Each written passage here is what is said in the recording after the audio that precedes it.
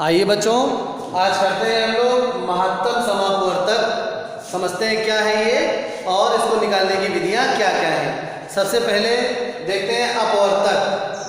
क्या है बच्चों अपवर्तक? अपवर्तक का बच्चों जो दूसरा नाम है वो गुणनखंड भी है, जो अभी हम लोगों ने पिछले वीडियोस में कवर किया है जिसको। तो अपवर्तक अर्थात गुणनखंड आप भली बात जानते हैं। उदाहरण के लिए मान लीजिए हम एक संख्या लेते हैं 24 और 24 के अपवर्तक लिखते हैं जरा। तो बच्चों 24 के अपवर्तक निकालना आप सीख चुके हैं। अपवर्तक का मतलब क्या है बच्चों? गुणनखंड केवल, फैक्टर। तो 24 के गुणनखंड एक गुणनखंड हमेशा कॉमन आगे लिखे जाते हैं। जिन्होंने पिछले वीडियो नहीं देखे हैं बच्चों, पहले वो देखें, तब ये आगे आपको और अधिक समझ में आएगा।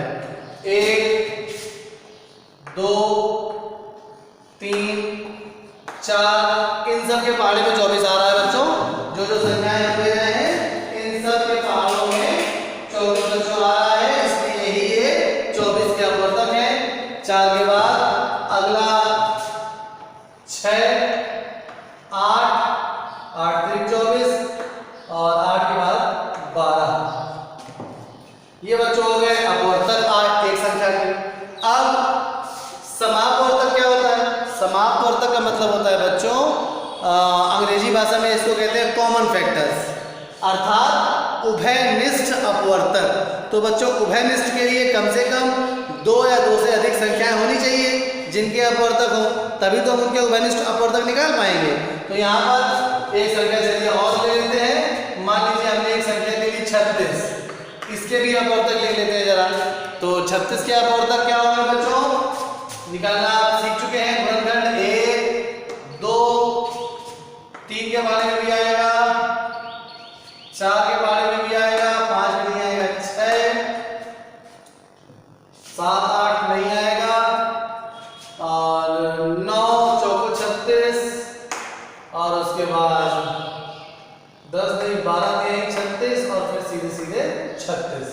तो ये तो बच्चों हो गए 36 के अपवर्तक। और अगर संख्याएं लें उसके भी अपवर्तक आ सकते हैं, मगर समापवर्तक के लिए 2 या 2 से अधिक संख्याएं होनी चाहिए जिनके उभयनिष्ठ अपवर्तक हमें पता होने चाहिए। तो समापवर्तक का बच्चों क्या अर्थ है? उभयनिष्ठ अपवर्तक। तो यहाँ पर अगर हम समापवर्तक निकालें, किसके किसके समापवर्तक निकालें बच्चों? 24 और 36 के, तो क्या होंगे? समापवर्तक अगर निकालें 24 और 36 के क्या क्या होंगे बच्चों? जो उभयनिष्ठ है गोला लगाते जाइए। 1 2 उभयनिष्ठ है। समापवर्तक का अर्थ है उभयनिष्ठ अपवर्तक।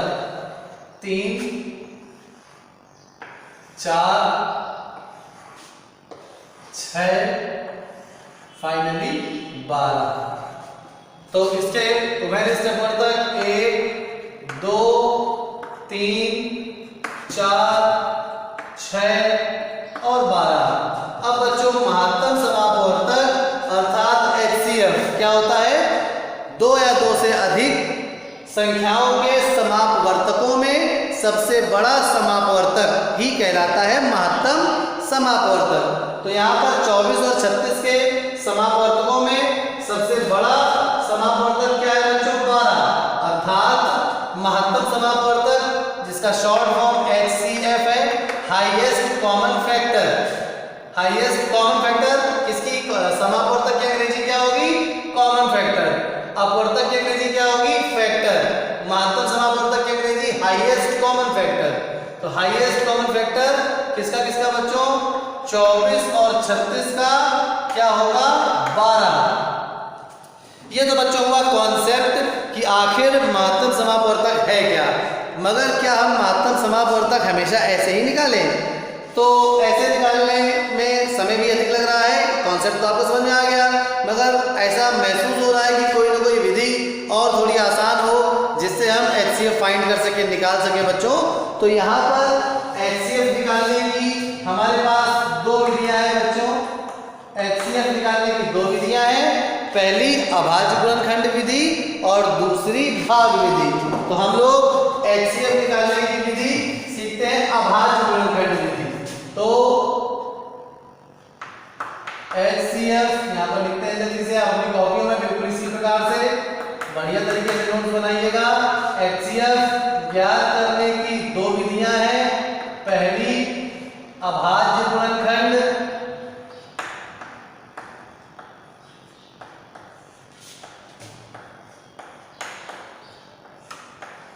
अभाज्य गुणनखंड विधि, प्राइम फैक्टराइजेशन मेथड, और बच्चों दूसरी विधि है भाग विधि, डिवीजन मेथड। तो सबसे पहली विधि अभाज्य गुणनखंड विधि पढ़ते हैं। मान लीजिए यही उदाहरण ले लेते हैं जो उसका अभी हमने HCF 12 निकाला है और इन्हीं को अभाज्य गुणनखंड विधि से हल करते हैं। तो चलिए क्या करेंगे, दोनों संख्याओं के अभाज्य गुणनखंड निकालेंगे। तो 24 के अभाज्य गुणनखंड निकालते हैं। 2, 12, 6, 3, 36 के अभाज्य गुणनखंड अलग से निकालते हैं। 18, 9 अभाज्य गुणनखंड भी आप बड़ी बात की पिछले वीडियो में सीख चुके हैं। जिन्होंने पिछले वीडियो ना देखे हो वो अवश्य देखें। अभाज्य गुणनखंडों को बच्चों कैसे लिखा जाता है, गुणनफल के रूप में, गुणा का चिन्ह लगाकर, जबकि गुणनखंडों को कॉमा लगाकर। तो 2 गुणे 2 गुणे 2 गुणे 3, 36 बराबर 2 गुणे 2 गुणे 3 गुणे 3। अब HCF हाईएस्ट कॉमन फैक्टर 24 और 36 का। तो बस बच्चों क्या करना है हमें, बहुत आसान तरीका है कि जो भी अभाज्य गुणनखंड आपने निकाले हैं, 2 या 2 से अधिक संख्याओं की, 3, 4, 5 कितनी भी संख्याएं हो सकती हैं, तो जो जो उभयनिष्ठ अभाज्य गुणनखंड हैं उनका गुणनफल ही मासापा कहलाएगा। देखिए कैसे, दोनों अभाज्य गुणनखंड में कौन कौन से उभयनिष्ठ हैं उनको एक साथ ऐसे गोले में बना लीजिए, सर्कल कर लीजिए। एक ये सर्कल हो गया। अब ये 2 और 3 को उभयनिष्ठ नहीं, मगर 3 और 3 उभयनिष्ठ। इस प्रकार से आपने उसको अपने समझने के लिए एक सर्कल में एनसर्कल कर लिया। अब इन सबका गुणनफल 2 गुणे 2 गुणे 3, अर्थात इनका जो HCF है बच्चों 2 दूनी 4 12। ये हो गई पहली विधि। कौन सी विधि है ये, अभाज्य गुणनखंड विधि। अब हम लोग दूसरी विधि यहाँ पर सीखते हैं। इसी प्रश्न को हल करने की नाम आप लिख लीजिएगा। दूसरी विधि कौन सी है, भाग विधि। इस भाग विधि में क्या करेंगे बच्चों, जो भी संख्याएं जिनके भी हमें मासापा निकालने हैं उनको आरोही क्रम में पहले लिख देंगे। और प्रथम मान लीजिए 4 संख्याएं हैं, तो अगर 2 संख्याएं हैं तो उनको आरोही क्रम में लिख देंगे। 3 है उनको, अगर मान लीजिए 2 से अधिक संख्याएं हैं, जैसे 3 है, तो प्रथम आरोही क्रम में लिखने पर प्रथम 2 संख्याओं का मासापा निकालिए। आंसर आएगा उसका तीसरी संख्या के साथ निकाल दीजिए, वही फाइनल आंसर होगा। अगर 4 संख्याएं हैं, प्रथम 2 का मासापा, एक संख्या आएगी उसके साथ तीसरी संख्या का मासापा, फिर से एक संख्या प्राप्त होगी, उसके साथ चौथी संख्या का मासापा, फिर से एक संख्या प्राप्त होगी, वही आपका फाइनल उत्तर होगा।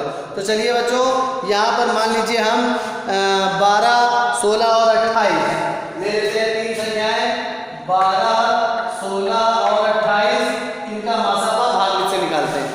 यहाँ पर बच्चों हमने इनको आरोही क्रम में ही लिया है। अगर आरोही क्रम में ना हो तो आप अरेंज कर लेंगे। चलिए कैसे करेंगे, सबसे पहले 12 डिवीजन के प्लेस पे पहली 2 संख्या ले रहे हैं और 16 डिविडेंड के प्लेस पे डिवाइड करेंगे। 12 एकम 12। बस यहाँ पे आपको ध्यान देना है, जो बच्चों शेषफल आएगा वो अगले स्टेप का डिवीजर बन जाएगा, और जो डिवीजर था वो डिविडेंड बन जाएगा। यहाँ पर डिवीजर है 12, तो अब ये बन जाएगा डिविडेंड, अर्थात 12 यहाँ पे आ जाएगा और 4 जो है वो डिवीजर बन जाएगा। ये प्रक्रिया तब तक दोहरानी है जब तक शेषफल अर्थात रिमाइंडर 0 ना आ जाए। जिस स्टेप पे रिमाइंडर 0 आएगा उसी स्टेप का जो लास्ट डिवीजर होगा वही आपका मासापा अर्थात HCF होगा। जैसे यहाँ पे 4 में 12, शेषफल आ गया बच्चों 0, अर्थात जिस स्टेप पे शेषफल 0 आया है उसका जो डिवीजर है 4, यही बच्चों HCF है। किसका 12 और 16 का। तो यहाँ पे हमें 12 और 16 का HCF प्राप्त हो गया बच्चों 4। तो यहाँ पर इस प्रकार से लिखेंगे क्या कि HCF हमें किसका मिला है, 12 और 16 का बराबर 4। अब बच्चों 4 के साथ 28 का मासापा निकालेंगे। वही प्रक्रिया फिर से 4 डिवीजन के प्लेस